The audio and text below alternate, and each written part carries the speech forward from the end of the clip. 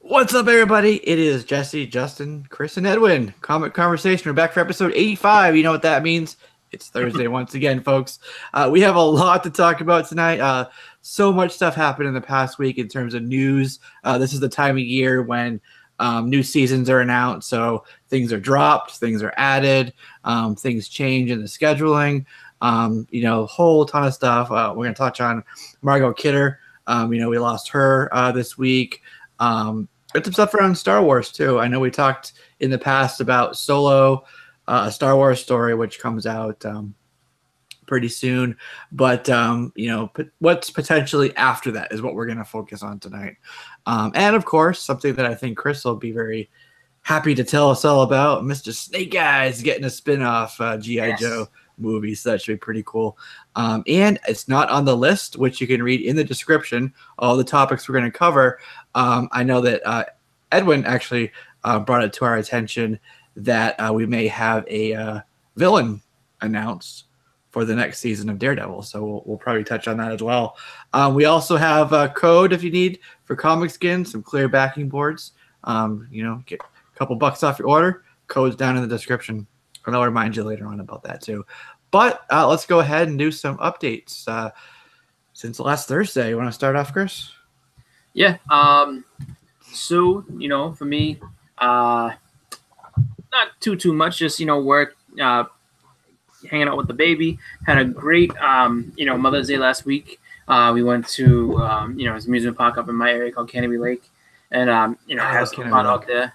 Yeah, it was a good time. We met up with my wife's cousin and just, his wife and daughter and everything, and just enjoyed a really, really nice Sunday. And just, keeping busy with, trying to organize my books and just, having, just looking forward to Thursday and keeping in touch with the news and everything. So, just regular old, nothing too crazy or fun really coming out of Boston right now, but some exciting things coming up for Boston Comic-Con though, which wait on that for later on, but cool. Yep. Good stuff. All right. Justin, how have you been since Sunday Morning Comics? Unmuted now, so good. There we go. Yeah, Sunday Morning Comics was always a fun time. New books, so got a haul coming out tomorrow morning. Here's the thing. I think I'm off tomorrow magically because I got stuff next week. But nice. So I might just do a live haul in the morning. We might get a Friday morning comics tomorrow, everybody. That's awesome. Yeah, right. Is it a one shot or while everybody's at work? Yeah, exactly. So it's something to watch later. It'll be a short one. So good stuff like that. Also on my channel this week, I threw up an old interview from 2 years ago when Deadpool 1 came out with Rob Liefeld. So that's kind of fun. It's really like 30 minutes or so of Rob Liefeld talking. Yeah. It really is that what he pretty much does anyways? Dude just goes. And it's awesome, man. Like, he gives some really cool behind the scenes stories about the creation of Deadpool and things like that, and why he created Deadpool to look the way he looks, which we may have heard that story in the past, but it's always just good to hear that stuff again, from the creator. Yeah. And he goes in he talks about X-Force and X-Men and the sales numbers back then and things like that. So it was just, it was a lot of fun to listen to, whether you like the guy or not.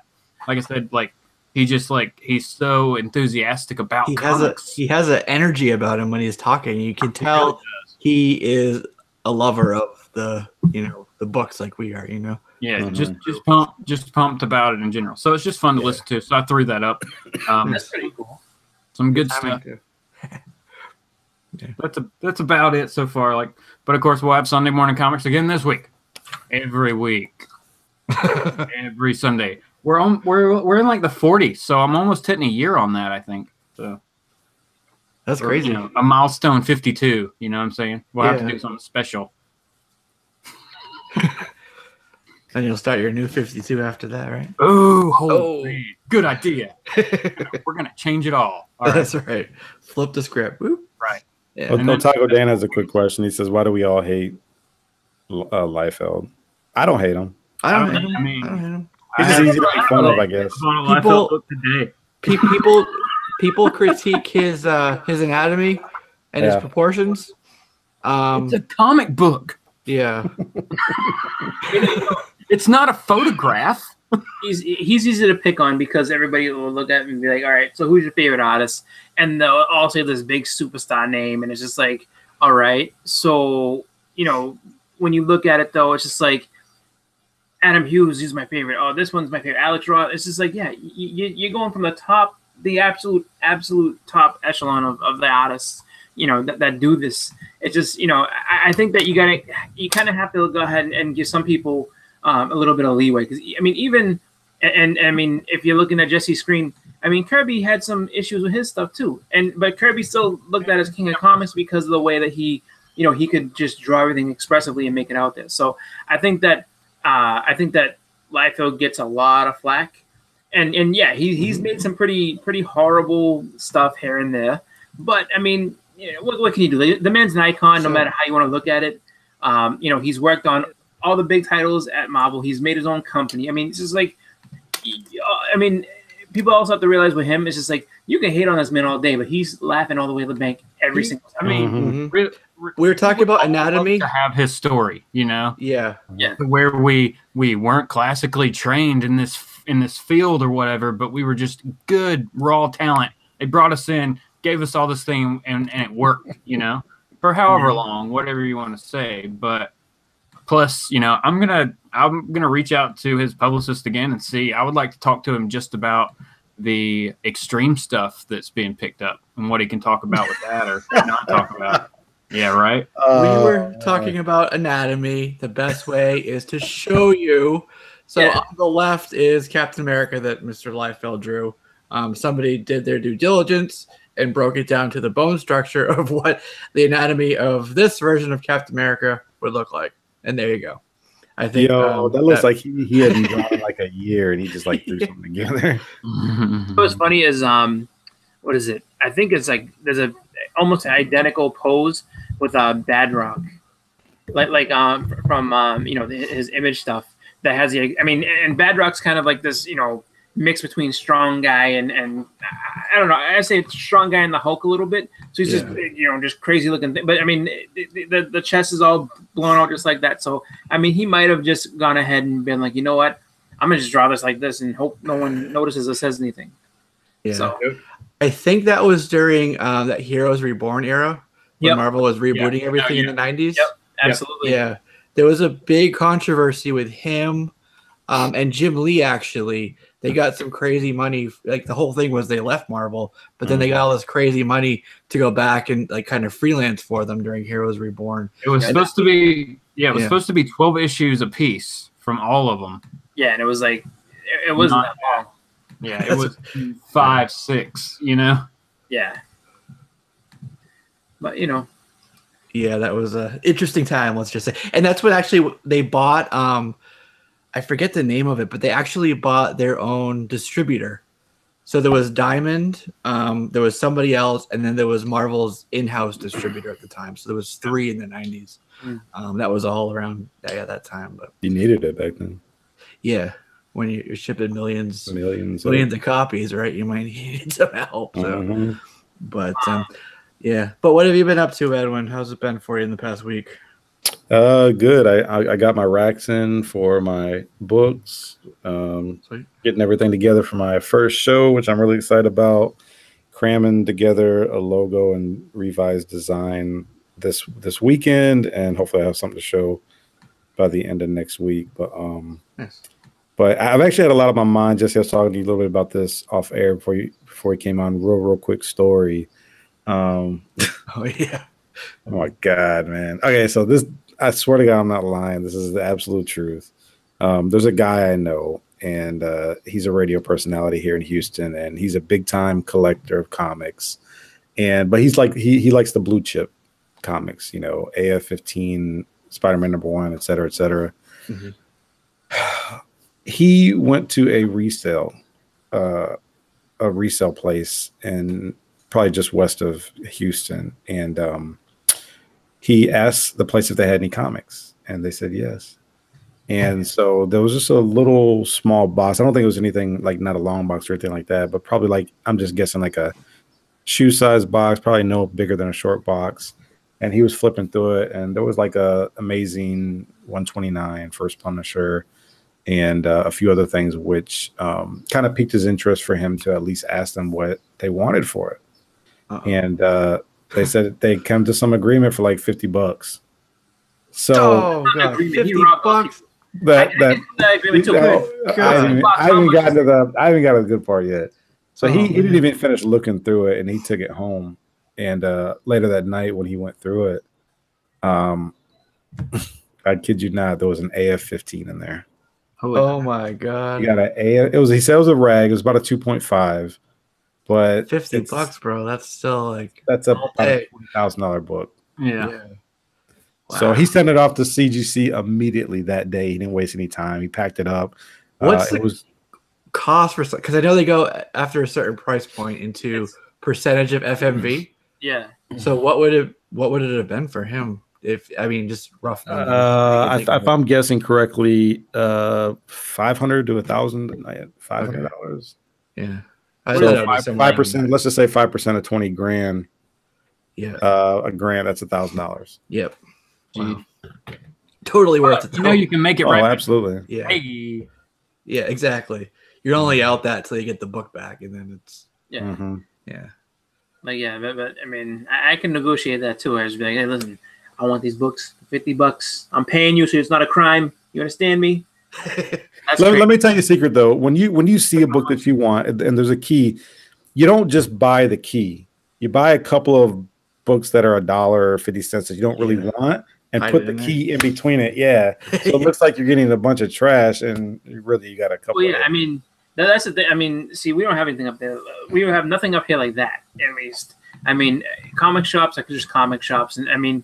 You may find one or two at like maybe like a pawn shop or something like that, but usually, they kind of know what they're doing with that. Mm-hmm. Like, I mean, so it's just like that type of thing. It has to be, I guess, outside where it's like it's far enough away. Like I mean, I'm sure if I scour all of Massachusetts, I may find something, some type of like offshoot store. But I guarantee you, it's just like X Factor #1, and you know what I mean.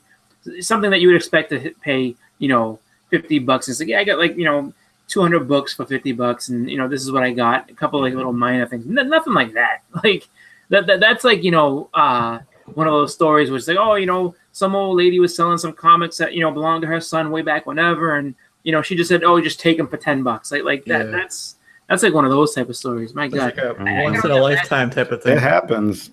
I know it has to. I mean, the story wouldn't circulate that many times around if it didn't. But man, it's just like I'm just starting to think like, how would I even go about that? Like, oh, shit. This how would you handle yourself? Book, go ahead and just wow, that's a great story. Yeah, craziness. Mm-hmm. Yeah. So how do I follow that? Damn. Finally did my drawing for my contest. So 4 winners are announced. The video's up. We do have a winner here on the panel. Oh, I won something. Yeah, that's right. So I'm going to be in the process of hooking everybody up. I did get your information, Gomez. He's another winner. Also waiting for Don, Comic Book Junkie, and I think it was All About Comics who won the 4th one as well. So nice. We'll be getting everybody hooked up on that pretty soon. So congratulations there. If you want to see the drawing and stuff, video's up. It's right before my Deadpool 2 review, so it's like 3 videos back. Yeah, so I got that. And that's pretty much it. I was pretty much down for the count for like a good month or so between losses, illness, all this stuff. So I am like super behind on all my. We were talking about that before.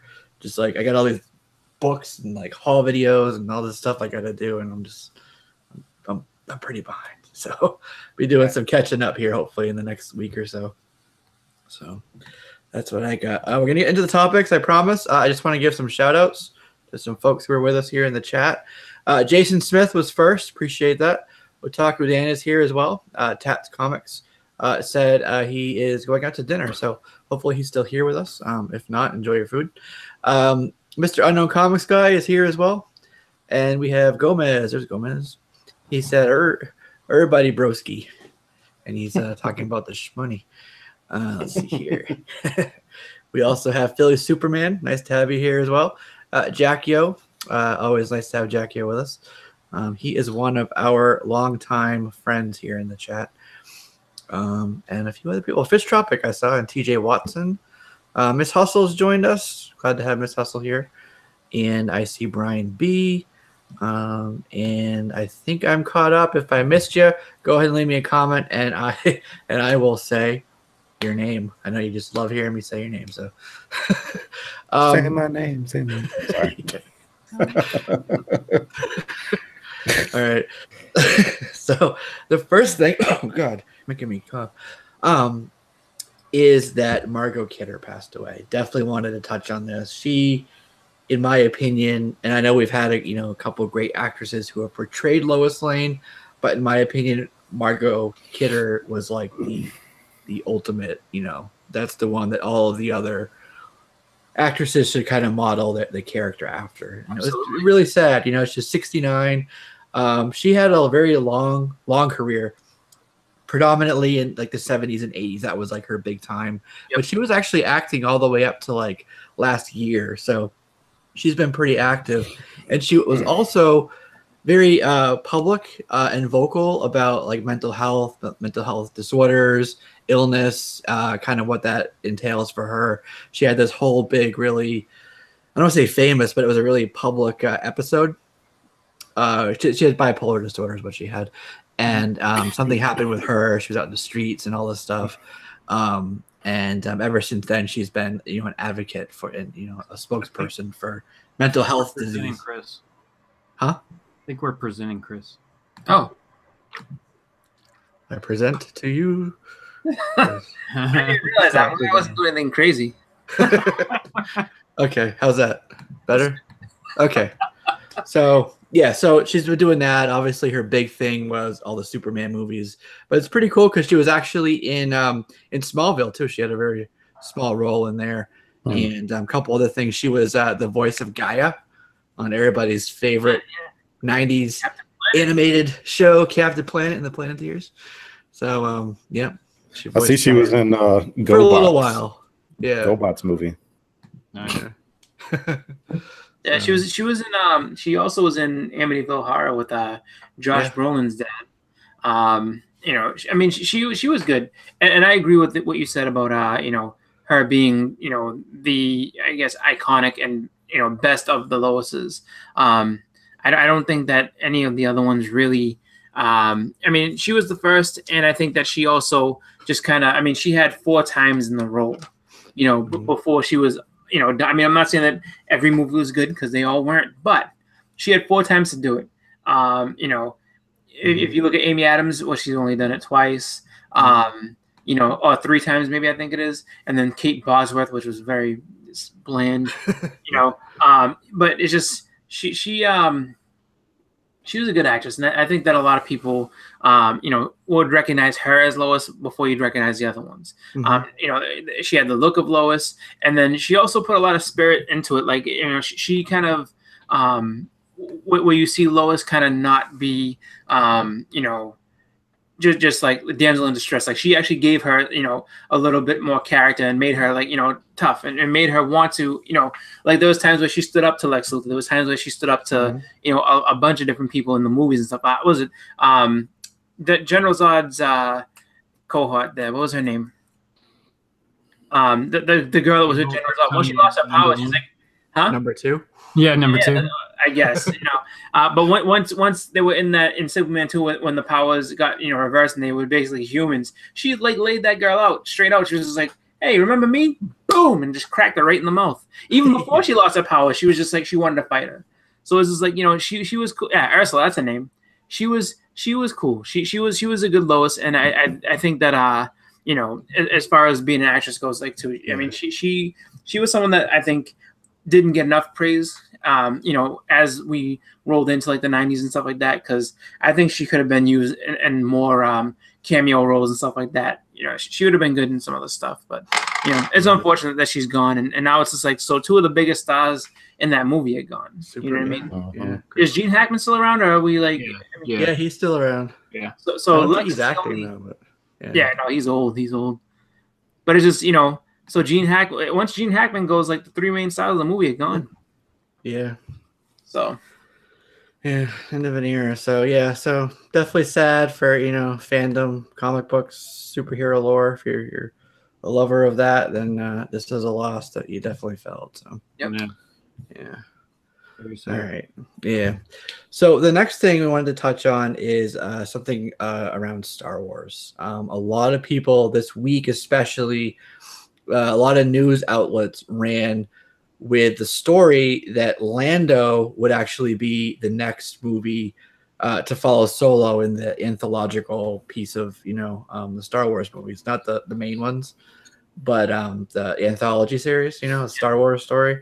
But I think Tebow talked about it last night. In fact, I know he did. That's not true. What had happened was Kathleen Kennedy, she's like the Lucasfilm president, she's over everything.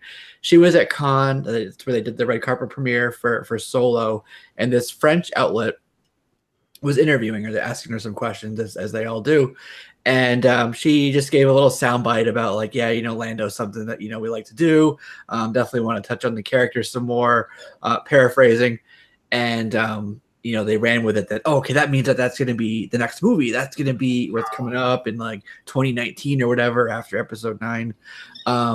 But when they ran with that article, and I forget what it was called, the outlet, can't remember. That's irrelevant to the story. Lucasfilm read it and then sent them a statement that said, no, you misheard that's not what she meant. She just said, we definitely have an interest in Lando among a bunch of other characters, and somehow we're going to continue, telling his story. Alden Ehrenreich, the guy who plays Solo right now, is contracted for three outings as Solo. So he's got 2 more to do. So I published something today on Comic Book. I don't know if you saw it, Justin. I want to put it up so you guys can see. And I told you guys, sorry folks, Lando is not the next Star Wars movie. It's still presenting, Chris. We can't see what you're. Chris, what are you doing to us? I don't know. The camera loves me. I can't explain it. Chris is the hijacker. No, not at all. There you go. There we go. All right. So here we go. Lando is not the next one, but that's only half of the story, because if that's not what's next, what is? So I put this up at I think about 9:30, and you know what? I don't know if it's true or not, Justin, but a couple hours later, a whole bunch of other of these like websites ran with a very similar article. So I don't know if they read this or not, but way to be a trendsetter. I had to set it straight on Lando. I didn't think about, well, what would be next. So I'll tell you what my theory is. Come on, Fett. Obi-Wan will be next. That'd be cool. And there's a couple of reasons for that. Well, first, back in 2017, THR, Hollywood Reporter, actually put out an article saying that Stephen Daldry was in talks to be, and this is a really good choice in my opinion, the director for the movie. They would be working on some scripting for it and stuff.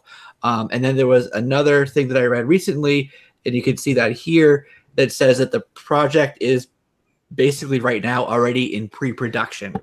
There's people out working on, concept art, props, storyboarding, that type of stuff, all that pre-production stuff. They're going to be in Pinewood, in England, studio over there.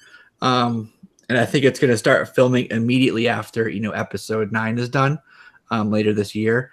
The scheduled release date for Obi-Wan, according to what I've found, would be December of 2020. So, after episode 9. So there's that. And then here's what I was talking about with Stephen Daldry. Now, the other thing that's interesting is that we might have a brief synopsis and a place for it on the timeline. So if it is Obi-Wan, and according to this and what I put here in the article, it would be a prequel to A New Hope. Okay. So he's on Tatooine. He's a hermit. He's at that point in the life, basically watching from a distance over Luke, who's with his aunt and uncle. And then he has this big run-in with the Sand People, which kind of like brings out his Jedi badassness. You know what I mean? So that's kind of like a really, really loose thing there.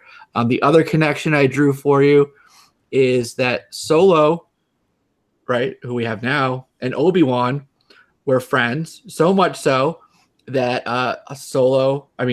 wait, I'm confusing myself. So much so that Han and Leia named their son Ben after Ben Kenobi, right? So they obviously had a connection there. So it's not unreasonable to think that Obi-Wan or Solo could somehow appear also in an Obi-Wan movie, right? And that would be one of the movies he has. He has 2 more to do. And also, hopefully you can see this, look who was at the red carpet premiere for the movie. Nice. Ewan McGregor. So that's my case for you to say that Obi-Wan is the next anthological movie coming. Well, that's pretty cool. And I think that, that's also a pretty cool theory about Obi-Wan and all that. Because, I would have never... that means that the whole time that they're in the cantina in the first one, and he's kind of like he knows exactly who he's looking for. He knows exactly, what he's going there to, get. And it's just, I guess he's just kind of playing the role so that Luke doesn't really, know what's going on, I guess. Or he's not quite sure what he's getting himself into. Right. Almost like Han was there waiting for them. Like they talked about it before. Yeah, exactly. Yeah, it's possible. I like that theory, and I think that's something we've always wanted to see is what happened after, Luke and Leia were born. Luke goes to live on Tatooine. What does Obi-Wan really just stay in a cave for 20 years? We all want to see that side of the adventure. Exactly, and like how did he get a hold of the lightsaber to hold on for all that time? Yeah. And you could. Okay. You could actually do a lot with that because I'm starting to think of something along the lines of Terminator, how Obi-Wan is kind of behind the scenes keeping maybe Luke from being killed as a baby or something like that, and him kind of protecting, I don't know, enemies or whatever. So I could definitely see a lot with that. But one of the rumors that I've heard is that Ewan McGregor actually wants to do this. Oh, yeah. And is on board. But I guess timing between everyone hasn't come around yet. So I think it's almost inevitable it's going to happen. It's just the timing. Yeah, I think so. I definitely want to see Boba. I wouldn't mind seeing Yoda. I think those should be the next ones after this. Yeah. And then, Lando like a Yoda origin point, story. Yeah, like I want to see like a young Yoda. Like what was Yoda doing 250 years ago? He's like a tadpole, and then he grew. Yeah, he's getting like Jedi Academy, going out having beers with the other Yodas. Right, like a whole race of Yodas.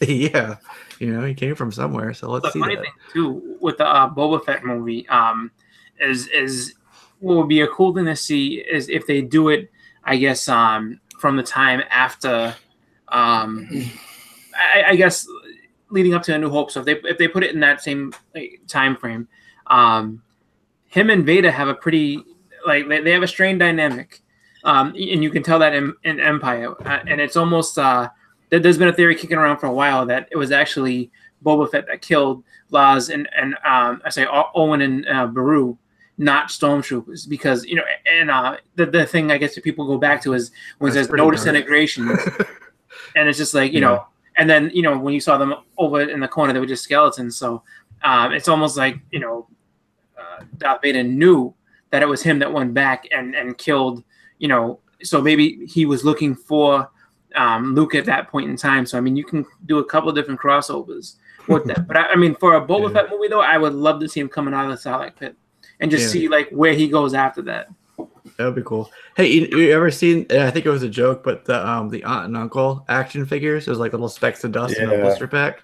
Those would look. Those would look like burnt bones. Those would look really good next to the Infinity War ones, which are like piles of ash. Nice. Yeah.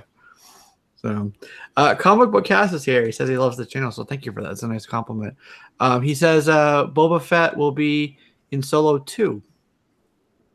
Possibly. There's a very heavy Mandalorian influence, let's just say, based on the trailer. If you see that, some of the still shots, like Empire Magazine had some cool pictures, like really high res pictures, and you see some like Mandalorian armor in the background with the Paul Bettany character standing there. I think it was Paul Bettany. Nice. Yeah. So yeah, Marvel's like, throw Paul Bettany in everything. that's right. We want his voice over here. We can use him as a robot over here. He can be some kind of alien over here. It's great. Wasn't he in Legion too? The movie? Wasn't that him? I'm not You sure. remember that movie? The Angel one? The one about Angel? Yeah, where they're like trapped in like a little diner. Diner, yeah. Yeah. With Tyrese. I think. Tyrese was it? Yeah. Tyrese. With his car from Fast And the and kid. Furious. No, the other kid from Fast and the Furious Tokyo Drift. Oh, yeah, the redneck guy. Yep. Yeah. Utility guy, yeah. I'm in the South. I'm in Georgia. And that guy's accent, to me, was redneck. I was like, where did I get this guy from? What the crap? Yeah. What do you think of Kira having a vibroblade fight with Paul Bettany? Is Paul Bettany gonna be like? So is he supposed to be like a Mandalorian in the movie? Well, we can't really talk about it right now. Oh, all right, because I have no idea. Like, so, like, yeah, we're gonna wait on details for the movie just because not everybody's seen it. You know, wide release hasn't come out yet.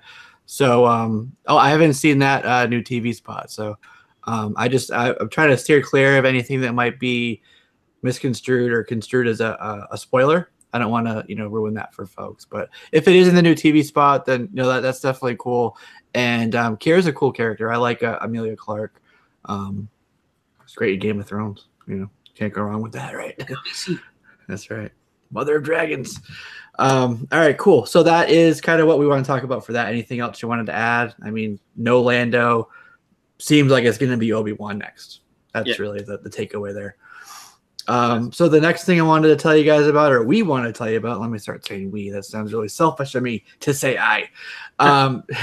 Doom Patrol is the latest thing to be announced for DC Universe, which is the DC digital, like the streaming platform. So that'll be joining some other really cool shows. I think it's what they're building as the stable of shows is looking really good to me. Titans sounds good. I'm hoping, like we talked about, remember the leaked photos? Yeah. Starfire, boy and stuff. Oh god. So I hope that is not the final thing. I really don't think it is. I'm hoping that'll be good. Is Doom Patrol live action? Doom Patrol will be live action, yes. The only animated one is the Harley Quinn one. It's like a R-rated sort of adult-oriented thing. So there's going to be Doom Patrol, which is live action. Swamp Thing was recently announced, so you have that. You have Titans. Oh no, I lied. And then you have Young Justice Outsiders, which will be animated as well. Yeah, season 3. Yeah. No, that's pretty cool. So I know a lot of people have been waiting for a new Young Justice to come out. Yeah. Doom Patrol just seems like that's an odd option, No. Metropolis. That's the one I was talking about. Oh yeah. The Lois and Jimmy Olsen. No, Lois and Lex. Yeah. So is it before Clark comes to Metropolis, basically? So this is a spin-off of Smallville, I guess, in a way?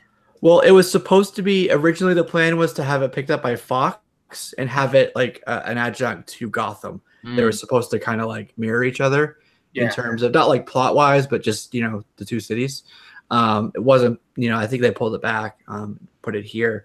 But that's kind of the idea there, just the city. Kind of like Gotham is, the city just happens to have Bruce Wayne in it, Yeah. So that's cool. But yeah, it's looking really cool. And then for Doom Patrol, I mean, they don't have anybody announced in terms of the actors or actresses. but you're definitely gonna have like Elastigirl, Robot Man, Yeah, but it's such Negative, like, I mean, Crazy Jane. I think it's Doom Patrol is not an overly popular book. Like No, it sales of isn't. it don't really do tremendous. It has a cult following, so it's one of those things that they're going to try to. They're hoping to catch fire with it as something new from DC that people haven't seen before. Yeah, I was thinking for them it's going to be kind of like, hopefully, I guess their Guardians were just like, oh no, this is like. That's what I was thinking. Yeah, it's just like you get this group that no one really knows about, and all of a sudden it's just like, oh no, these guys are awesome because we don't know, so we want to see more of them, and just exactly. This is perfect for them. It's a good place to put these more like esoteric properties on. Without the risk. Like they have a platform now that's theirs, but they don't have to spend $200 million to put out a movie on it and risk that. You know what I mean? They can do a show, they can do something there, and it can be a test bed. You can, if it does well there, you can spin it to a movie, but that's a perfect place. Kind of like I've always thought like Marvel should do with like the 2-in-1 stuff. Put your new characters there, try it there. So this is like their video version of that. Yeah, that's how I see it. Does that make sense? Well, right. No, I'm with you. Yeah. I mean, they all used to have that breeding ground for new characters, like Marvel Spotlight, or DC would do it with Mystery in Space. They would introduce different characters, and other books that have escaped my mind for the moment. But I'm completely with you on that. That's where they should be putting them, and not throwing out number ones of a character that nobody gives a crap about. That's right. Or not yet. Get us used to the character for 5-9 issues, and then give us a story. That's right. Couple things. Jason, I do see your comment about Alfred. We are going to touch on that in a moment. And then Comic Book Cast said they announced Gotham is in the Arrowverse. Yes, that came out. I believe that was today. They actually announced that Batwoman would be showing up in a very large crossover, Arrowverse crossover at the end of the year. So you're going to get Batwoman there. And my theory is that we may get Maggie Sawyer back on Supergirl, because I believe she will somehow, find her way towards Batgirl, and they'll do their thing. But what about Alex? I'm thinking Maggie. I'm just saying. I know. Wait, you talking about Batgirl or Batwoman? There's Batwoman. Okay, yeah. Did I say Batgirl? I meant Batwoman. Yeah. Get confused. Sorry. Batgirl will be a movie. Yeah. I don't know. I think it's a great idea. Like we always talked about, just building up that Bat universe. Quit focusing on Batman all the time. Mm-hmm. Yeah, especially if you wanted to go with like a different direction, Batwoman would be way to go, because of her. Like, I mean, she's not fighting like the Penguin and all that stuff. She's fighting like crazy, weird magic stuff. Yeah. Her books are, and you can talk about her, her origin story, being raised by her dad or lack thereof, or whatever you want to call it. Because he was a military guy. Kind of reminded me a little bit of, what's the Thunderbolt Ross? No, I'm thinking of the Hulk, Thaddeus. The Red Hulk. Yeah, that's Thaddeus, Thunderbolt Ross. Okay, yeah. So, Jay, Philly Superman actually made a good point. So I don't want people to confuse the Gotham show with the city of Gotham. Yeah. So it's going to be the city of Gotham that's joining, Star City and everything else in the Arrowverse, but not the actual Gotham show. Not the 10-year-old Bruce Wayne show. Exactly. Completely different channel, different multiverse or whatever. They're not going to cross over. Right. They're now just acknowledging that there is a Gotham. Correct. And we can go there, or people from there can show up in our shows. That's right. And that seems like a kind of fine thing, but it's a very important thing to point out. So, but since we mentioned Gotham, we can skip ahead a little bit and say that Gotham actually was renewed for a fifth and final season. It's an abbreviated season, meaning it'll be a little bit shorter. And what we're going to have there is Bruce David Mazouz, I think his name is, his final evolution into becoming Batman. And that will kind of be how the show closes out. But the showrunner is not done with Batman. Pretty much immediately after they told us that the show is ending, he announced, and EPIX announced, it's part of MGM, Metro Goldwyn Mayer, that they're doing a show about Alfred Pennyworth, and his backstory when he was in the SAS, probably how he met like Thomas Wayne, that whole story. I don't know if you watched Gotham much, but there was this whole episode where he was talking to Bruce about like when he was spiraling downwards, he left the SAS, his life was a mess, and then all of a sudden he met this guy who picked him up off the street, like literally and figuratively helped him out, and his life's always been changed since then. And that was Thomas Wayne, his father.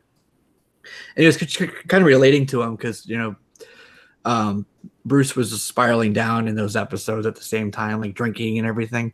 But that'll be something that they're going to kind of pick up on that thread and put it into the show, but it's not a direct like prequel, or it's not directly connected other than it being the same showrunner. So like the actor, Sean Pertwee, who plays Alfred, he's not coming back for it. It's going to be a different Alfred. I was going to say, I mean, they would go younger. So yeah, he was. Yeah, I was say he was kind of, I guess, older, but I think he was also a little bit too gritty for Alfred. Like from what I saw, I agree. No, he was like, if you've read like Earth 1 Batman, he's that Alfred. No, I don't mean as far as a character. I'm saying just as far as like, I mean as far as he looked and sounded. Like, he just sounded like he was like more of like a hooligan Alfred. Like he's not like what we're used to seeing and everything. Like he just seemed like he looks rough around the edges a little bit. Yeah, like he looked like he went to soccer games and got in bar fights. Like he didn't look like a guy who was like, I'm gonna raise you as my surrogate son. Like he looked like some dude that's like, yeah, no, I'm gonna go and beat that guy up. Some ass.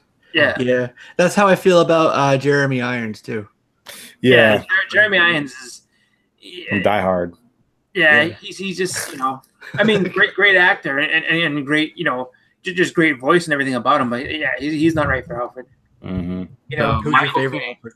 Michael Caine. I think Michael Caine was a very good Alfred. Yeah, I do too. Yeah.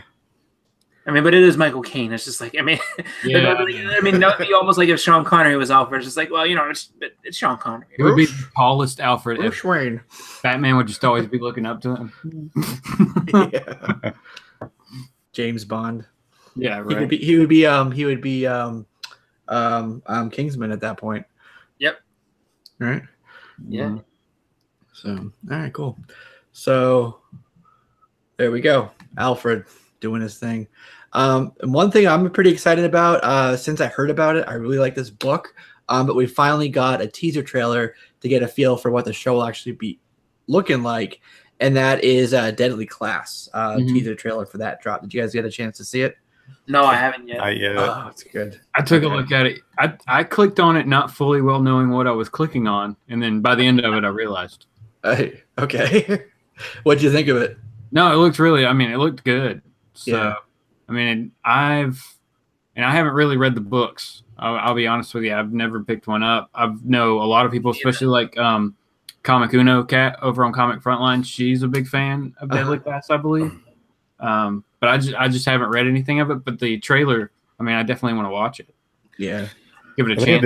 I think I did a review of Deadly Class #1 when that book came out. That was like, what, 3 or 4 years ago? Yeah, they're up there now. Yeah, 30s and 40s. Yeah, I've heard a lot of good things. I never got around to reading it, so I'd probably have to pick up a couple of trades on it. But I've heard it's a really fun book. Like the way they go about it and just I guess they said like it was kind of surprising to see how it went, but it's been really solid the whole way through. So yeah, it started in 2014 is when it started. I think you could pick up the first issue for like $20 or so. Not bad. But if you want the whole thing, you probably at this point, go the trade route. Yeah. Right? I think there's an image first of it also if you just want to get it for $1. Yeah. For $20 it might be worth picking up because it might be the next Walking Dead. I'd have to look at the sales, but I don't think that was like a ridiculously high selling comic when it came out. No. Yeah. It was a normal. It wasn't overhyped or anything at that point. It was just a normal image #1. Mm-hmm. So a spec buy. Mm-hmm. Yeah, but it's Remender, so Yeah. can't go wrong with Remender, in my opinion. Well, you probably could, but I haven't read anything of his that I don't like. Dislike. Death and Glory. Death and Glory was so good, everybody. Right? Yeah, you've been hyping that book. I liked it. Yeah, so that'll be pretty cool, and it's produced by the Russos, Joe and Anthony Russo. So that's pretty huge. Yeah, you should know them from, of course, the MCU. Arrested Development. Yeah. So definitely, we all here, I think, are in alignment. Definitely check out the book. Basically, you get kids, high school, kind of like a little bit of 80s thing to it. And they go into this school that happens to be where all the kids that are like the criminal elite of the world send their kids. So they're like learning all this stuff at the same time they're going through all like the kind of like same high school stuff. So it's pretty cool. And it's supposed to be pretty true to the actual books. So that's good. Yeah. So you got like I think Marcus is the name of the main character. But recommend it. I do have I think I put it in there down at the bottom of the description list, some links for Amazon, and I did put up I believe I put up the first volume for Deadly Class, so just click through that and you'll be able to buy it off of Amazon really quick or easily. There's a couple other things on there that relate to the show as well, but that's just a quick easy thing for you guys. Figured I would do that ahead of time. All right. So cool. I don't know when we'll get a full trailer or much more on that, but it's really cool to see that moving forward as much as it has. So I think we were first reporting on that back in like, I don't know, like October or like November or something. So yeah. Jackie O says Deadly Class soundtrack will be epic. Yeah, I'm hoping. Yeah. So, all right, cool. Let's go on to the next thing I'm happy about. Actually, I don't really give a shit about it. Inhumans was officially canceled. I don't think anybody gave a crap about it. I think I watched an episode. I watched half maybe of the first episode, and I was like, I can't. I'm done. I can't with this. I just watched a little preview that they said, was supposed to be like, here's a sneak peek, 5 minutes or whatever, and I was turned off from the get-go because I was just like, it doesn't make it just. It didn't look good. It didn't look polished. It just really looked. Yeah. If they just called the show Lockjaw, I might have watched it. Yeah, exactly. As soon as they cut Medusa's hair, I'm like, I'm done. You're done. Yeah, I think I watched the first 3 or 4 episodes, and it wasn't that bad. I don't think it was worthy to go and force people to watch it on the big screen with that first episode. But like because there was some twists to the story. Like the story was good, but I don't think it kind of met everybody's expectations, but that's just me. I mean, I think I'm probably the only one on the panel who saw 3 or 4 episodes. The biggest problem that they had, honestly, it was in trouble as soon as they said, we're not going to make it a movie anymore. It's going to be, a television show. And it was just like, you have a lot, like, this is what I'll say. You have a lot more trouble with an episodic television show than you do a movie. Mm-hmm. Like, especially with characters that, like, as much as everybody was into them and wanted to, collect them, and they were big property and everything like that. It was a big spectacle and all the rest of it. It's just outside of those Fantastic Four, like the initial Fantastic Four run that they had, and then being kind of peppered in a little bit in the 70s, they really faded to the background hard. I mean, you didn't see a lot of them in the 80s and 90s, and then they kind of popped back up again when the X-Men rights kind of got moved over to Fox, and they needed to have another team book out there that Marvel wanted to push and promote. But I mean, the characters making humans happen, Marvel. But I mean, the thing was, had they kept it a movie, it probably could have done well because they would have had to find a way to flesh it out. And I think there's probably still hope now. I won't say that it's completely. I mean, as far as the TV show, dead in the water. It's probably going to be a few years before they try to dust it off and put it back. But if the whole merger completely goes through and everything's all right, they might pepper them in with Fantastic Four, and then maybe you'll see more of that going forward. But I mean, it's no doubt that it's gonna leave. It left a bad taste in a lot of people's mouths. Just like you said, cutting Medusa's hair was stupid. Black Bolt, his initial look and everything was weird. It was just like it just didn't do much. And then the fact that it seemed like they got really lazy with the CGI when it came to Lockjaw and a few other things. It's just it was doomed from the start, and they should have known better.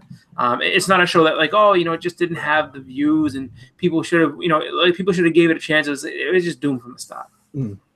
Yeah. I'm on GPA right now. I'm looking at the first appearance of the Inhumans, and of course, most of the arrows are pointing down, so it's definitely lost its momentum. As a matter of fact, almost any grade that you get, the arrows are just going down. So that's crazy. That push is done. It's over at this point. Marvel, like cinematic or whatever, they're not going to push Inhumans again for a while. Mm-hmm. Yeah, no, they're pushing X-Men right now, right? X-Men, everything. Mm-hmm. We need more X books. Plus, Black Bolt's busy with Star Trek right now. Isn't he? Discovery? He's going to be on the next season. Oh, is he? Oh, yeah. Yeah. Other thing, that should have been telling right there, right? When they cast him for that show. Yeah, but that's all right though. You can't get too upset about that at this point. I mean, it's just like let it move on, let it do its own thing. And I mean, also too, that's kind of a scary thing a little bit when you think about it. As far as like movies are concerned and how it affects the books, movies, just a whole movies and television, because just like you see how it happens when something doesn't do well, it just plummets down again. So if you are looking to collect those issues, then hey, if everything's in a downward trend, buy them up. But I mean, it's just it gives me concerns for when the entire bubble bursts and we're just not fall out into like when the trend of superhero movies kind of goes away. What's going to happen with a lot of the books and stuff like that? I mean, I still will be collecting. I still will be having some fun with it. Yeah. I just hope that kill the hobby completely. No, it won't. I mean, you'll see some dip in some books. I firmly believe that certain books, once they get over a certain price point, they'll never dip down back below that. They might spike up or down once they're above that. But if you hit the $500 mark, that book's not going to be like a $20 book in 3 years. It's always going to be at least a $500 book at that point. And and as we've said, Golden Age, Silver Age, as it continues on, those books just get harder and harder to come by. So they're always going to go up, regardless of what's going on in the media or anything like that. Yeah. And then you got your blue chips that are always going to be. Your AF-15 is always going to be your AF-15. Your Action 1's always going to be, your Action 1. That's not going to change ever. No. Yeah. Mm-hmm. But it was these comic book stories on the big and small screen which got me back into it. Yeah. I wasn't even in comics. Even when Spider-Man 1 came out and X-Men, I wasn't even into it. I think it was The Walking Dead. That was when I was getting out of it. Yeah. Yeah, I remember one of the X-Men movies came out, and some of my coworkers were talking about it. And I've been out of comics for a while. I think I got out around 99, went to school and stuff, sold them off and that. Priorities changed, whatever. Mm-hmm. But I was at work and they were talking about the movies and mentioning the characters and stuff. And in my head, I'm sitting there, I'm working. And I'm like, oh, I remember that character. I remember that. I'm like, it started to get those gears turning and that curiosity about I wonder what Cyclops has been up to in the past 20 years. So that was kind of not much, just killing Professor X. Yeah. You're right. Yeah. And I think that was I don't know, maybe 2010 or so. Maybe 2012 actually. Yeah. That AVX. Something like that. Yeah. And that's kind of when I started getting back into the hobby pretty heavily. It was a downward spiral since then, as you can see. Dude, I got back into it when Doc Ock decided to put his brain inside of Spider-Man. Oh God! Imagine how in Superior, right? Superior, yeah. I was pissed. So I'm with you. I jumped back in right after New 52 started. Mm-hmm. So all about the same time. Yeah, and that's from the movies. We're good examples of that crossover there, and we always talk about there is a gap there, but I think we're evidence that maybe there isn't as much as there is perceived to be. Mm-hmm. I don't know. Yeah, I would agree. But maybe that's for lapsed readers, maybe not brand new people. So Yeah. that might be the distinction there. Yeah. the industry doesn't really care about us, unless though if we were out of it for say 15 to 10 years, I think that then makes us new customers again. I guess so, yeah. Yeah. There's a certain point at which they're gonna try to get you back no matter what. Statute of limitations. Right. Yeah. Exactly. I mean, it all depends on what you're buying too. I mean, for myself, I would say I'm a new, like Silver Age customer. It's just like there's certain stuff that I mean, I was way too young to collect back in the day, and it's just like, so I try to see if I can get some of that stuff now, and then a lot of stuff that you just let kind of pass you by or whatever. But it's just, I think that when it comes down to it, it's kind of a good thing, that it just goes in cycles like that, because I think sometimes you do need that break to kind of get you back into it, to get you to realize what you love about it, because a lot of times you just read a story, you're just reading stuff over and over again, and I think a lot of times too readers get fatigued, and it's just like I've been reading this X-Men, I've been reading the X-Men for like 5 years straight, like this is, maybe I want to read something else. I'll pick up Captain America for a while, and then after doing that over and over again, I think that at some point you're just like, I love comics, but I can take a break and then come back when a big story, because that's what I used to do a lot of times too, like in school, and like you said, when priorities would change, it's just like you kind of what I did to kind of keep my ear to the ground about it was I used to read the Wizard magazines, and then this big event's coming out, you gotta check this out, and I'm like, all right, I'll get back into it for this event and see what's going on. And then, from that point on, I'm just like, oh, I'm collecting all these different books now. And just, and then after you kind of lose interest again, you kind of step away. But, I think for now, I think my focus now is just kind of collecting some runs of things I didn't have before. So it's just, that's what kind of keeps me engaged and keeps me going in, where it's just like, okay, this Byrne and Claremont run of the X-Men, like I have this chunk here, but I'd like to go and see that chunk there, and just kind of picking things up over time. So it's just exactly. I think for me, it definitely evolved like that over time. Like when I first started getting back, my idea was I'm gonna go back and buy some of those books I used to have. Reread those ones I remember, right? Yeah. And then it kind of like changed from there, getting to the events, and then being like, well, how did they get to this? Why are the X-Men and the Avengers fighting? Why are they talking to what's M-Day? What is that? Like, what did Scarlet Witch do? Yep. And it just kind of went from there. And then once you read all that, then where do you go? You go to the bronze and the silver and the other stuff. Yeah. So it definitely evolves, collecting. So it's something to look forward to. Don't be like, oh my god, I don't want to change. It's a big snowball rolling down a very steep hill. Exactly. There's always something else to collect or read. Oh yeah, absolutely. Then you give up comics. You're like, I'd like to collect action figures for a while, and then you go down that road. Or Funko Pop. Yeah, like action figures are cool, but you know what's really at? Statues. And then you buy like two of them. You're like, statues are too expensive. I'm gonna go back to these for a little bit. Yeah, exactly. That $1,200 could have bought me a nice book. Yeah, and for everybody who collects statues like that and has huge collections, more power to you, because those are, they're amazing to look at, and they're really, really cool.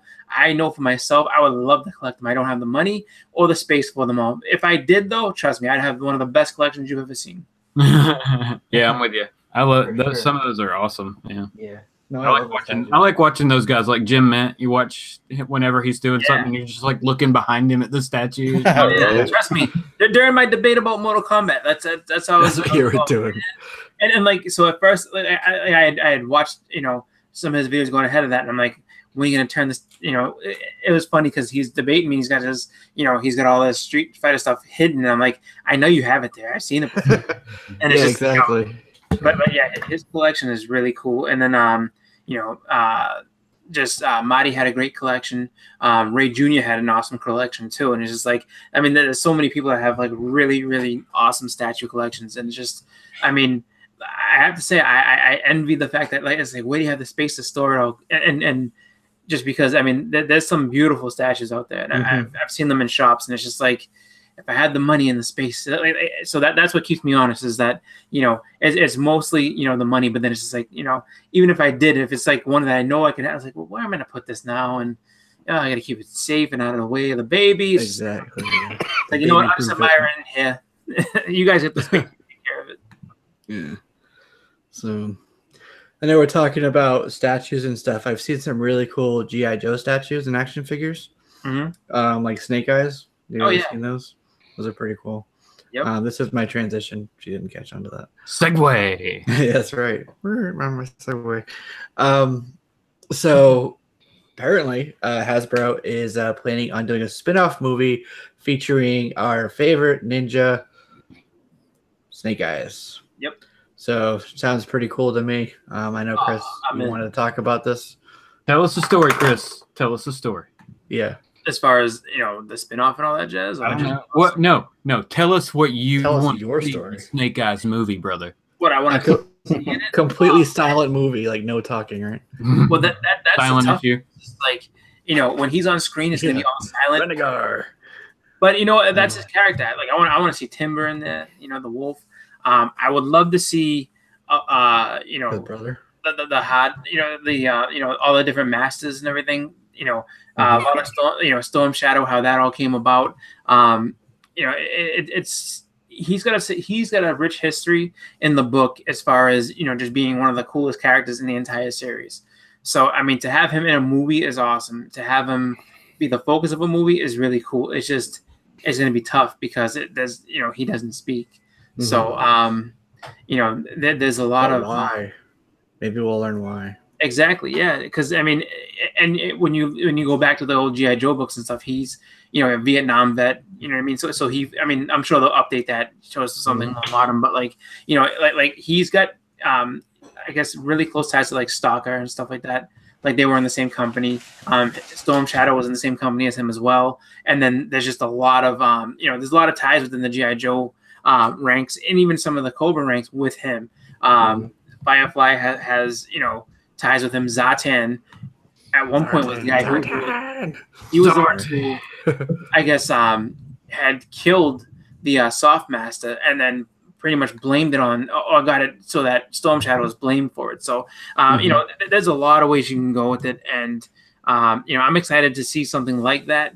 I don't know that it would be something that you could do kind of like the Star Wars universe where it's like you focus on a different Joe every time or a different person, Cobra, because there's way too many characters. You'd have, probably like 1,000 movies at the end of it all. But that's pretty cool stuff. And like that There's is the one, Prime One Studio.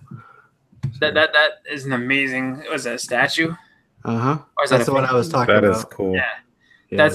That's awesome. And it's just I would say that when it came to the newer series too, what got me to collect those issues from the IDW run was the Lady Snake Eyes, like the whole, somebody else taking on that character, and that was pretty cool. I think that as far as just a property itself, he's definitely one that you have to that you can give a solo movie to. Well, he's probably the most popular one. It would be a good place to start. Yeah. Well, I remember too in G.I. Joe the movie, and this is me. I was very little when I saw it, but he was my favorite Joe, and I knew that like when they were in Cobra La, it was like I had a little bit of reassurance that even though they get captured, they were gonna get out because Snake Eyes was there. And then when the vines get everybody, and Snake Eyes is like using his sword, and he gets tangled up and choked, I just started crying. Like I started bawling my head. I was like, "What's wrong?" I was like, "They're all gonna die." It's like Snake Eyes, the toughest one. Duke was in a coma. Huh? Duke was already in a coma. That didn't hurt me at all. I was fine with Duke being in a coma. It was because I was just like, Snake Eyes would get him out. Once Snake Eyes was like all just like wrapped up like that, I was like, because I mean, in my estimation, he was dead. I was like, they're all dead. It's over. I was just like, that's it. And it's just I really thought he was an awesome character. I think he's a really cool just overall character. The whole ninja thing really gives him a whole different and deeper element. And then his relationship with Scarlet needs to be also highlighted if they're going to do it within the actual. I mean, I think it's going to be before that whole thing. Mm-hmm. But I think also too that 4 issues to pick up for him. It would always be G.I. Joe #1, #2. And then, 21 is the silent issue with Storm Shadow. And then I think it's like 42 to 44 is a lot of his origins. So you actually get to see his face at one point. Okay, so let me ask you a question. Oh, go ahead. I'm curious. Did he at least have thought bubbles? Not really. I mean, I don't remember him having any sort of thought bubbles itself. It was just, fart bubbles. No, not thought bubbles. Thought. No, like when he's thinking something but he's not speaking. Oh. Like thought bubbles, yeah. Not really. I mean, they just kind of had him, either sign something over or just it was like Scarlet would basically speak for him, or it was either Scarlet or Stalker would know what he was talking about, and they would kind of like they would kind of just agree with him or just kind of lead the way with it. They never really gave him too much of a personality outside, to really communicate back to the reader. It was just kind of like someone would interpret what he's talking about or what he wants to do. He can't talk, and he's with a redhead. Can we just talk about this? I always thought he had like his throat. I don't know, Adam's apple chopped up or throat. I don't think it was anything physical physical. or something. It wasn't anything physical like that. I think I think they always kind of alluded to it being a vow of silence or something. I think it was more. Yeah, it was the vow when I think it was like when Well, that was what they gave us in the movies. Was like when his master died, he took. But I think that was also in the book too. Like when Soft Master gets killed, like he just doesn't speak anymore. He just kind of But I also think too, like they alluded to it being kind of psychological from some of the stuff that he went through in Vietnam and everything. Mm-hmm. So he's an awesome character though, and I think it'd be a fun movie to watch. Anything is an improvement over the. Actually, I would say both G.I. Joe movies that Michael Bay did because they were both not good. So Ray Park was Snake Eyes. Did you know that? Yeah, Ray Parker. Darth Maul. Yeah. Well, that's what I was going to say about the character. Is it's so? I mean, you have a character who is in a full mask the whole time, so there's no excuse for the action of that character to be any less than like excellent because you're going to have a full-on stuntman, martial artist, whoever doing everything all the time as that character. Whoever is the star playing that character, we may see like once or twice. Jackie I said, they must have been fart bubbles, silent but deadly. I didn't get what Jessica fart bubbles. I was like, no, that's not like that. I was like, what the hell? Mr. Unknown Comics guy said his sister died, and that's why.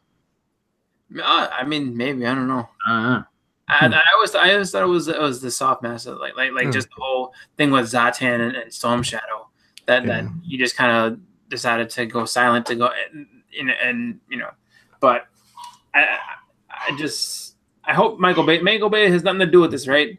Because if he does, then I'm they're rebooting G.I. Joe as part of the Allspark, the Hasbro thing.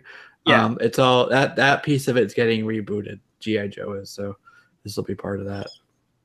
Who's directing it though? If they're gonna do a reboot, who's gonna lead the charge? I don't think they've gotten that far, have they? Right now, they just have producer and a writer. It's the writer who did the Beauty and the Beast thing. That's basically his biggest thing. And then Brian Goldner is going to be on board to produce it. I see. So that's pretty much all we know at this point about it. Chris Anglin said, in the comic, it was a helicopter accident that caused his disfigurement and the inability to speak. All right, that works. But that could translate well to film. Yeah, I think that story, that piece of it. Yeah. So pretty cool. I think that we're excited for that. That's going to be Paramount, of course, and they have a deal with Vision Films. It's called, but yeah, they do have a deal with Hasbro, who just bought all of the rights for Power Rangers. So they're doing that. They're doing new Transformers. They're doing new Mask, Mobile Armored Strike Command. Yeah, and a whole bunch of other stuff. So they're really building up this Allspark Pictures thing. So a lot of cool stuff, all the guy toys, that we loved when we were younger. That's all gonna be badassed up by Hasbro. Finally, right? Jackie was all upset. I had to go back and he's like, Beauty and the Beast. No, I said Taylor's all this time. That's right. Yeah.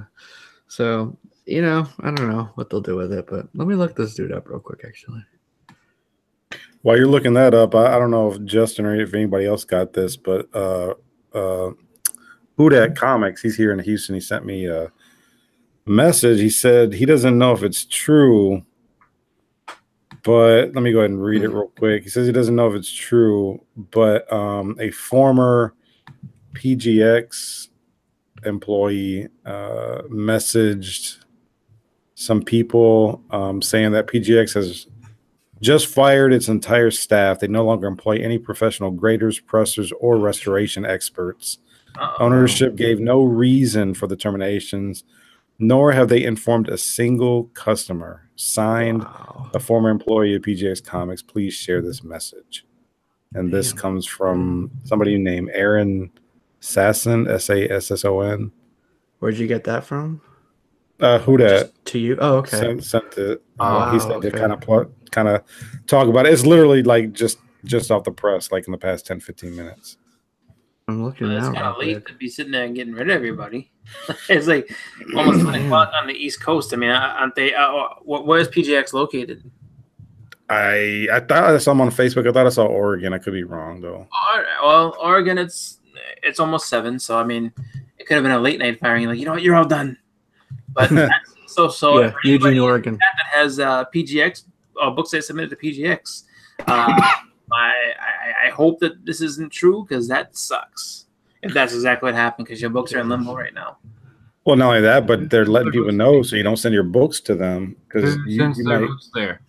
Yeah, but I mean, you already sent them. It's just like let's say you made a submission like 3 weeks ago, and at this point it'd be getting graded, and you would figure it'd be on its way back in another couple weeks.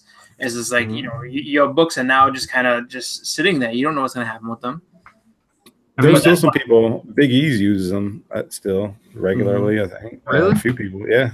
There's somebody that has a 10% discount code that is on YouTube. I mean, let's be honest, they're really cheap and they're really fast. I don't have personal experience with them, so I can't speak to it. I just know some of the controversy that they've gotten themselves caught up into. Yeah. But I can't speak firsthand. I own a PGX slab, but it's just because it was the only slab of that book ever available ever. So. Well, you know what? At this point, I mean, and not saying that it's not reputable at all, because I mean we don't know, but hopefully it's just a rumor and not. Oh, here we go. Not much to it. But I mean, I don't know. I hope it's on Facebook. Did you go to Snopes? Put in Snopes. No, it's Facebook right now. And it is CGC Comics fans Facebook group. Basically, what you just said. Ownership gave no reason. Please share the message. That's pretty much all it says. Weird. Ownership. Yeah. They're not required to apparently give a notification or reason for termination. I guess it's at will employment in Oregon, so they're not like in violation on that. Same here in Georgia. Just happened. So the guy who said it was talking about it. Says it just happened today. I have been the research supervisor for PGX for the last 4.5 years. I assure you, I am not trolling. My intention is to inform people because I have no faith that ownership will say anything at all. I'm awaiting pending group membership so I can spread the message. Yada, yada, yada. It's Aaron Sasson. I don't know if I should name drop, but I already did. I did it for you. Yeah. Evan's vouching for him. Yeah. So we'll stick close to that, but I haven't got any books pending from them, so I don't have a dog in that fight. But I will say I do feel, if it is true, I do feel bad for the employees there. Oh yeah, that was something that sudden no announcement on it. So. Well, it does hurt the industry a little bit. I mean, you definitely want more competition out there because when you get a monopoly or one person owning everything, we see what companies can do, such as like Diamond or somebody else. So yeah. So still trying. Yeah, definitely be something that we'll have to keep an eye on and see. What comes of it. Are they just rehiring a different staff? Are they closing their doors? Did they sell to somebody? Who knows? Yeah. And Justin will do an article on that on what website? Jesse will do it. comicbook.com. Well, oh yeah. I know. I will do it once I can verify it's true. Yeah. Sure. We got you. Yep. Right. Yeah. I'm not related to ownership. Worked there for 4 years. So basically, it's just from this one guy right now. We need more confirmation, and Yeah. Well, I'm gonna go to PGA to see if they got their staff labeled on their website. Call right now and ask for an update on your book. Yeah, I was Yeah. just Yeah. I was just Googling. And I just came across a Twitter, and it says his name, comic book guy, and then there's a bunch of like art and drawings, but I don't. It's his own personal Twitter, I guess. So it's just like, but there's no information like there saying about anything happening. So maybe he hasn't had a chance to go through all social media and spread it, but Yeah. I don't know. It's definitely, I guess it's something we all have to follow and really pay attention to. But like I said before, honestly, I feel bad for anybody who is in the process of getting stuff graded. That if this is true, that really is kind of a it definitely is a kick in the nuts, because it's just one of those things where you hope your books are okay, but if everybody's gone and he's saying that he has no faith in management to tell the customers, that's really not a good sign at all. And some people might be out some pretty good books. So yeah. So this is what we were reading. Yeah. That's Yeah, all good. they have is an email that there's like no staff listed on the website or anything. Yeah. I don't know that they would have their website updated that quickly if he's saying this 3 minutes ago.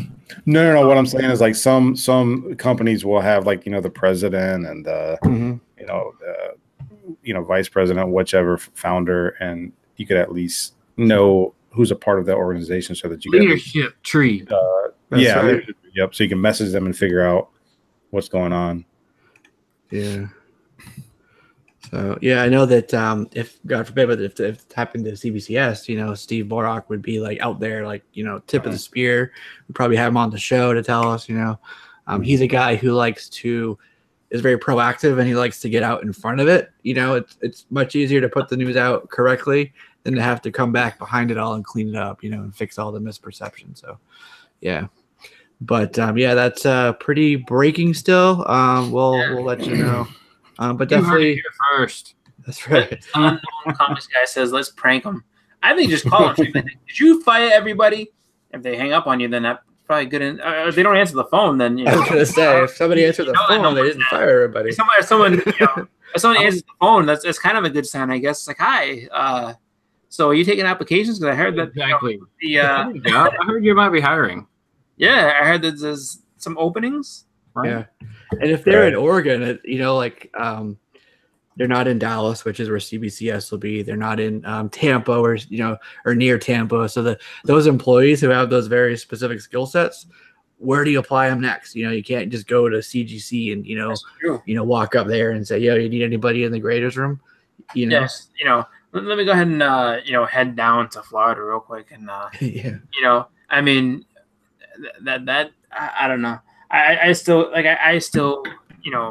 want to know. I want the clarity at least to know that it's true, or if it's not, because I really hope it's not. Just for people that have submitted books, and for those people that basically all lost their jobs, like you said, it's a specific specific skill set. It's not something that you can just really transfer over to somewhere else, I guess, unless you maybe go into like maybe a curator in a library or something like that, which is like, yeah, I know how to look at these, or something like that. But it's just like, I wouldn't even know the first way to transfer that over to another industry. But yeah, that's what I'm saying. That's a very specific skill set, Yeah. So I don't know. I just, for now, we just kind of have to hope that that's not true for all those people involved. But definitely stay tuned to Comic Booked. There is a link here for that. As soon as we have additional information to share, we will publish that in the form of an article, as we said. That's right. Nelson and Murdoch are on the case. That's right. So yeah, we'll keep you posted as we know. All right. So we were talking recently about the Eternals. Yes. Essentially moving forward with that. It was rumor at the time, but some people said no. I went the route of it could be. They're going cosmic. Thanos is a deviant, which is an offshoot of Eternals. From you know the whole story. So my theory was, well, you know, it's a rumor, but I see some plausibility around it. Well, now apparently they have found writers for script writers for the movie. So it looks like it is at that stage, but something that they are interested in moving forward with. It's the two guys, Ryan and Matthew Firpo, they're brothers. They worked on this really great script actually called Ruin. And I think that Tim mentioned it yesterday, actually. TiVo. Ruin is not anything that's been made yet. It is at the top of a list called the Blacklist, not to be confused with like being blackballed. This is a list of scripts that are unproduced, but that everybody likes. They're like, oh, these should be made, but for whatever reason, they haven't been made yet. The Furpos put this. Apparently, it was so good that it's at the top of that list. Gal Gadot wants to do it, you know, things like that. So while that's kind of in limbo, Marvel said, hey, let's tap these guys. Let's put them on this Kirby thing. And that's looking like what they are going to do. So pretty cool. Nice. And I guess it could revolve around Cersei. You know Cersei? Yep. Okay. Yeah, she was Eternals 1 is the first appearance, and then Cersei came out in Eternals number 3, so a couple issues later. Then you get like Ajax and Icarus and, you know, a bunch of others. So yeah, pretty cool. Kirby stuff. You know, it's funny because because I think of what happened with the Inhumans, how it didn't end up panning out to be a movie, and then they put it on television. I think this is going to be the way that this will be their. I feel like this is what happens with this. If it ends up getting a movie and everything, you know, works well, this is what I guess it was intended for the Inhumans, but unfortunately it didn't work out. So you have the Eternals, and I think that you have a I want to say more broad and open story that you can do with them. So it's definitely something cool that I'm looking forward to, just because the Eternals has a lot of really cool characters, and it's going to be fun to see how they interact with the Guardians and stuff like that, and where they go with it. So did you guys read Eternals? I read the first few.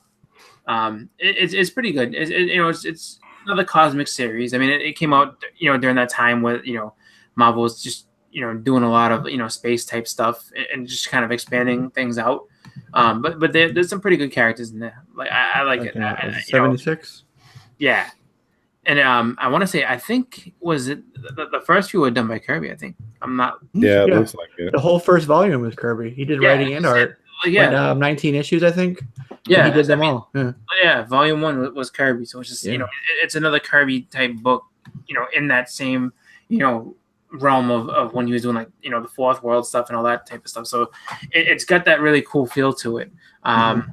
So I mean, I think that it's a good fit for what they're trying to do with expanding the universe, and it's a good thing because it's also a group of characters that like you described before, they're like, the esoteric characters where they're kind of like offshoots, but not, I mean, they're known, but they're not super well known. Right. So, it leaves a lot of room for, expectations to not be super high, and then for them to blow you away just like they did with Guardians. So I'm excited for it.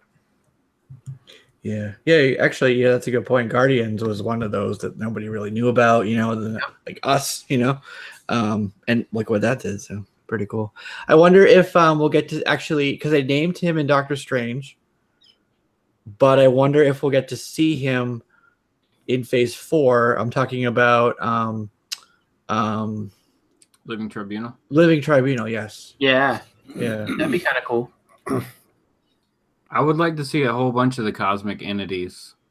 Yeah, absolutely. Universe, as it were. The under, the in-betweener, like just all of those characters just showing up, especially it would be good to see them in the second part of Infinity War as, kind of, basically Thanos snapping his fingers woke them all up to say, oh, we got to go check this out. Yeah. Like, I would love to see something like that, especially see some of the Celestials to kind of take them on, whoever's still left as a Celestial to come around, because they made it seem as though, a lot of them had kind of died off. As far as Ego knew, they were gone, except for Star-Lord being his offspring. So it would be cool if it wasn't really true, that they were gone. They were just kind of hibernating, like Justin said. Now they're back to try to stop this big menace in the universe. Mm-hmm. I mean, obviously, I don't think they do it, but it'd be kind of, and that would be awesome battles too, to see Thanos take down these, huge, just galactic entities, on his way to being defeated by, the heroes that either come back or potentially Adam Warlock. You never know. Yeah. I mean, I trust the Russo brothers to really tie that up well and to make something really, awesome to see visually. Yeah, exactly. And that's why I'm happy that they're on Deadly Class too. I do trust them and their creative vision. So it would be cool to see Living Tribunal judge Thanos. And I think he would say, like, you know what, actually, you might be right. And I'm not saying I would think that. I'm thinking that the Living Tribunal would think that. Yeah. I mean, well, there's him, and another one that would be kind of cool to see would be a High Evolutionary. I think he's a pretty cool villain in the way of that, like, he definitely, I think, would side with Thanos in that same way. Just because, for him, it's just like, he would kind of share that same thing where it's just like, there's nothing to be evolved from this many people. So, wipe it out and then start fresh and balance it all so that life can, continue on. Like, I could see him going that way, but, but it would be cool to see that, because he was name dropped by Baron Mordo, staff of the Living Tribunal. Yeah. So it's good that they're out there.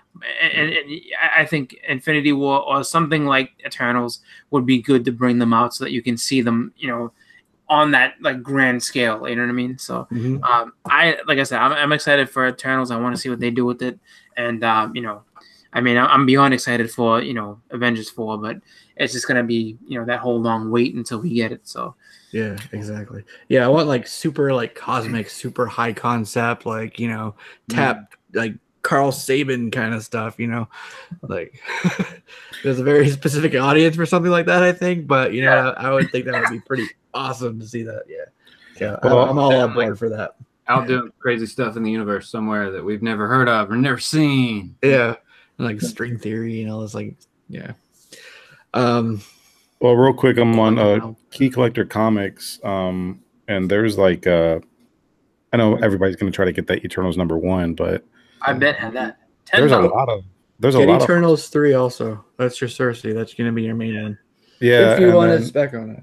Yeah, and I guess #2 has the first appearance of Celestials, Ajak, and Erisham the Judge.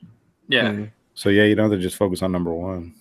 Well, yeah, I mean, number one, I mean, they've all kind of seen an uptick as far as once the news dropped. But yeah, number one definitely was a book that I picked up a couple of years ago. I thought because I was just thinking about things tied to Thanos at the time that weren't specific issues of him, and that's what I came up with. So I got the first one.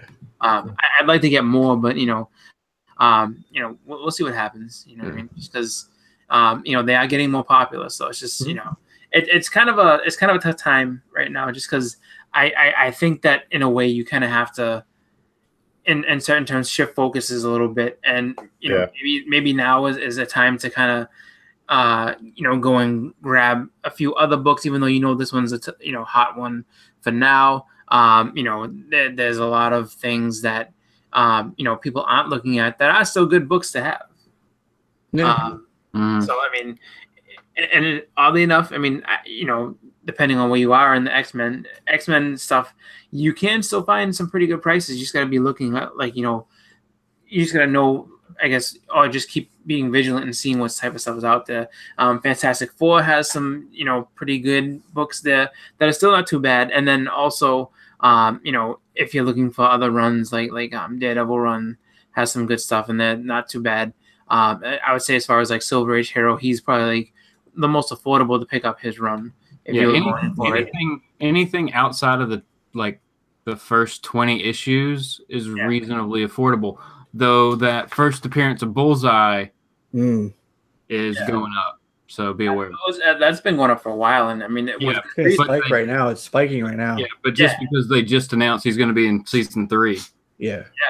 So, which is like that's I think what people have been wanting and waiting for a little bit, is just to know when he's going to show up in the show, because he kind of had to. I mean, he's just that he's that big of a villain. If it's not going to be Kingpin, and Elektra's kind of an in-betweener as far as good and bad, but Bullseye is just straight out bad, and really, it's going to be cool to see what they do with him. Yeah. Oh, I messaged PGX, by the way. I'm waiting to see if they'll respond. So I'll keep you posted. Hey, when I go to the source. Not that who that's not a source. I'm going to the originator of the news. All right, so a couple quick things, and then I just want to touch on Stan Lee because we are getting up there in the time. Season 2 of Cobra Kai was announced. Not a surprise there. It was very well received. Season 1 was pretty awesome. So, yeah. Cobra Kai never die.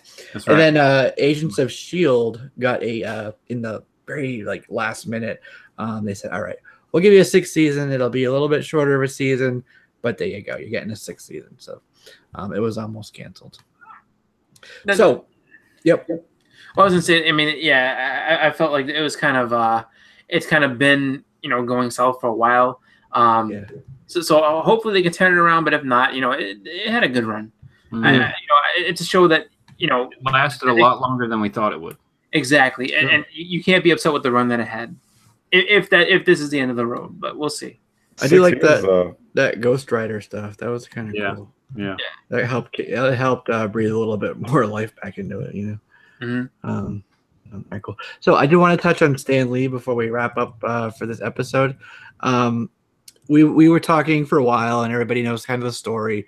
So I don't want to get into it too deeply. Another plug: it is on Comic Booked, on only this news. But I feel like I did a pretty decent job. I don't know, Justin, if you agree, of breaking down the story about what's happened to Stan ever since Joan passed last July. Yep. Jerry Olivares, Max Anderson, Linda Sanchez, all these people swarming him and just kind of trying to get his money. He's got macular degeneration. So when his wife died, there was all this paperwork and this estate and, things that he had to sign. They were slipping in power of attorney, having him sign checks for things. He didn't know what it was. Apparently one of the things that had happened was that he was coerced basically via his macular degeneration. He didn't know, and signed over POW Entertainment, a company that he founded or helped found, co-found rather, to a Chinese company called Cam Sing International. He didn't know. They're saying that he did. He's saying, no, I had no idea. So what he's doing now is actually he filed suit in Los Angeles, is it Circuit Court, I guess, for $1 billion. He's seeking $1 billion in damages. And you can actually, you know what, I'm going to go ahead and pull it up because I put a link in the article, and I'm going to show it to you guys so you can see. Just go to it so you can read it more fully. But I do want to share this with you that you can actually read the thing. Complaint. Oh, okay. All right. So if you want to actually see yourself what was said in there, you can go ahead and check it out through the link that I put in the article. So Superior Court complaint. Yeah. So that's it. Stan Lee versus POW Entertainment. They're saying that they haven't been served yet, but that might take a couple days to get a process server out there, depending on. I don't know where POW's located, but they're going after specifically Shane Duffy, this guy, and Gil Champion. I guess those are principals for there. And I'm trying to find. Okay, here it is. So jurisdiction and venue. The action seeks damages in excess of $1 billion. Right there. $1 billion. That's crazy. That's what conspiracy allegations. Well, it's not even that. It's if you look at that amount of money versus what that company's worth. That's what I was thinking. Not that. What this lawsuit is intended to do is force them to give him the company back. Yeah, absolutely. That's it. That's money isn't the thing in this one. He just wants the company back. Yeah.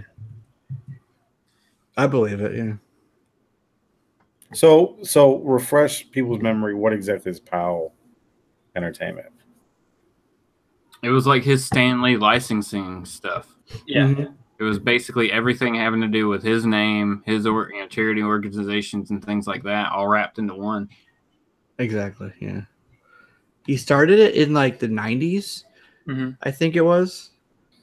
And there was some like licensing with the actual characters where when he left Marvel and then he went back to Marvel and left POW, but he was still part of it.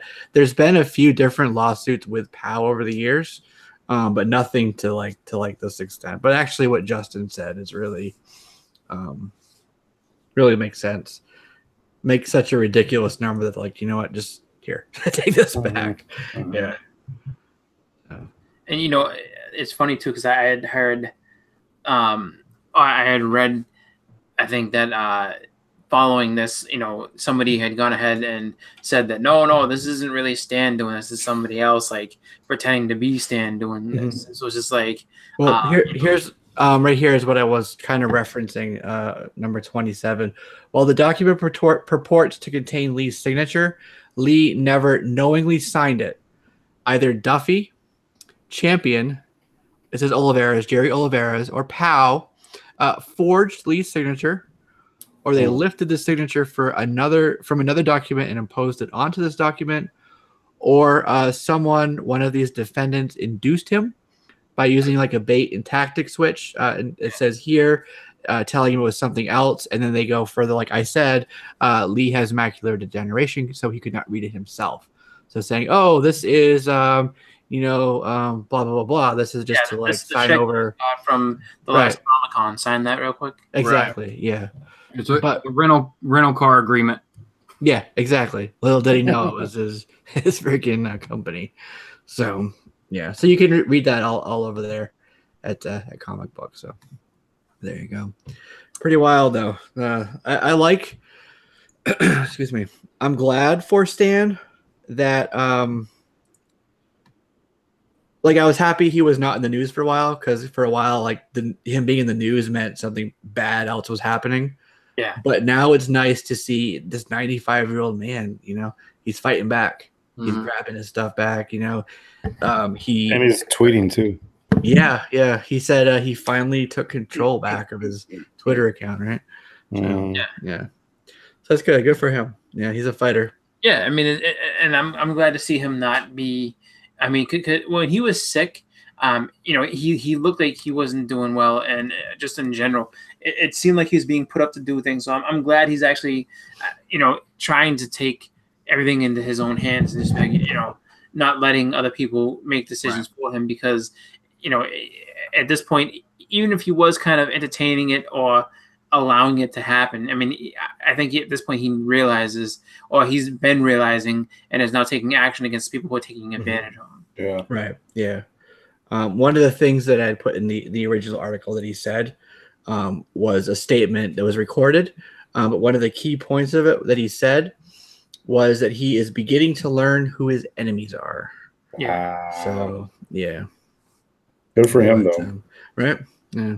Yeah. I mean, it's sad that people would do that to, So, I mean, it's the thing about it too. It's he's at his most vulnerable, and they came right to it. So it's just like, it's not beyond the realm of disbelief of people. Like, oh, I can't believe, no, like it makes sense. His wife is gone. Yeah. You know what I mean? I'm sure she had a lot of influence over him, and she was a steadying influence on him. He's got people trying to take care of him and telling him what's in, and I'm sure he's hearing a lot of, well, this is in your best interest, and we're just looking out for you. And it's not true at all. It's like, we're lying in our pockets because we know you're 95 and you're not going to be around for too much longer. And really, it's sad to see someone do that to somebody, especially where it's just like, at some point, if you built a trust relationship with this man, and now all you're going to do is just, because he's still kicking around, you're just going to try to take everything from him. That's bullshit. Yeah. It's elder abuse is really what it is. Yeah, that's what I was thinking. Comes down to it's elder abuse. Yep. They're trying to get like APS out there, Adult Protective Services. I think that they called them out at least once with LAPD detectives. What do you call it? Forensic. What do you call it when you look at the finances? I forget. Forensic. Oh, I know what you're talking about. Where they like dig into the books and look for discrepancies. Yeah. You know, so they like financial forensics, basically. Yeah, exactly. Yeah. So yeah. Yeah, and I mean the Adult Protective Services thing was I remember that being said by Kevin Smith pre-heart attack and everything like that, and then also echoed by Neil Adams and a few other people who were saying that like they're genuinely concerned for his safety, like they're genuinely concerned for what's happening to him. So, good for Stan for standing up for himself. I hope he's able to get what he needs, and get those people away from him. What I mean? Get him to somebody who's going to take care of him, or at least allow him just to, live his life and just get away from those people who are trying to, destroy the man. Mm-hmm. Yep, exactly. All right. So what do you guys get coming up on your channels in the next few videos or the next week? Anything you want to plug or shout out? Just going to do a new haul. I've kind of got a couple books that, newer books that I'm going to go ahead and just show off. Other than that, nothing too special right yet, just because of, a little bit of lull in between cons and stuff like that. So, be looking for my new haul, just new books that I picked up and everything.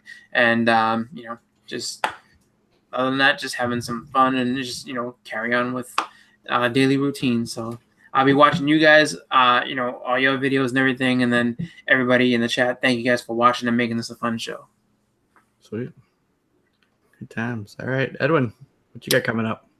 Doing freestyle? No, I'm still trying to build up some momentum to get a bunch of videos out. But one of the things I do know that I'm going to do is we're going to see Deadpool this weekend, and my wife and I will probably hopefully get a movie review up probably Saturday or Sunday. Sweet. Are you going to do another African perspective on it? An African perspective of Deadpool, probably not. Well, yeah. Like title it Wakandan thoughts on Deadpool. Yeah. Just pimp the heck out of Black Panther and Wakanda, huh? Yeah.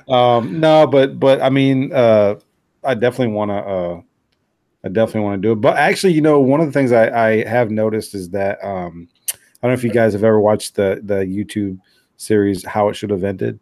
Yeah. Oh yeah, all the time. They just put one up for Black Panther, so that would be a good reaction video for you guys to get a bunch of views and stuff on your channels. Just throwing that out there. It works. Do a reaction video to that video. Yep, telling you. Good idea. I'll have to check that out. Yeah. Yep. Very cool. All right, Justin. SMC. Place to beat him Sunday. Yo, Sunday morning comics every Sunday, 10 a.m. Let's be there. It's fun time. Yeah. And then, like I said, tomorrow morning we're gonna get a haul that may be live, so we may get a bonus Friday morning comics this week, everybody. Yeah. Hey, might as well, right? Do it, right? Do it. Time when you can. So it's always fun doing live shows too. I will be working, so I'll be able to check it out. Good deal. Like I'm saying, just interacting with the chat and seeing who's around and stuff. It's always a lot of fun. So big thanks to everybody for showing up. Really appreciate it. Any rough time frame on when you might pop on live tomorrow morning? I mean, I would assume that we're gonna shoot for the 10 o'clock hour. We're gonna try to keep it. If we're doing a Monday, if we're doing a morning, we'll try to keep it at the same time. Consistent morning. Yeah. Okay. Cool. Mr. Unknown was asking about that too, so I just wanted to put that out there. We're trying for 10 a.m. 10ish. Let's just say 10ish. Just so that your computer keep hitting refresh. That's right. Yeah. So, all right, cool. Well, I got a lot of stuff coming up on this channel. As I said at the beginning, really backed up on stuff, hauls, reviews. I do a solo review, the comic skins review, get out the contest stuff. I got unboxing. I got some stuff coming in from eBay. Oh man, the more I say, the more I'm like, I gotta do all that. But I will, I promise. So that won't be all thrown up in your feeds all at once. That'll be throughout the next week where I'll be getting that stuff out to you. So definitely be on the lookout for that. And thank you guys, everybody in the chat, or if you're watching this later, if you're streaming this through iTunes or SoundCloud, thank you for joining us, listening, and participating as well. We always love the live chat feed, and as well reading comments afterwards. So and definitely, yep. One shout out. We got a sick man down. our fifth member, Comically Flawed, wasn't here tonight. Oh, that's right. He was listening. He was listening, but his man sick. So well wishes to our brother. Yes, some get well, dedication. Yeah. Hope you get well, Adam. So definitely heal up, man. And what was I also going to plug? Oh, links down below. Comic Skins, you got your code down there if you want your crystal clear backing boards, which are really cool. And I will be including one of the packages I have over here in one of the prize winnings. So if you're getting some comics in the mail, look out for those. You might be able to check them out that way. And as well, the link for Amazon where you can check out some cool trade paperbacks and stuff related to some of the topics that we talked about tonight. And I think that's going to do it, guys. Have a good night. This has been episode 85, and we will see y'all next, Thursday. Next Thursday. Okay. Thursday. Have a good one, everybody. Thanks. Watch Zach Morris's trash.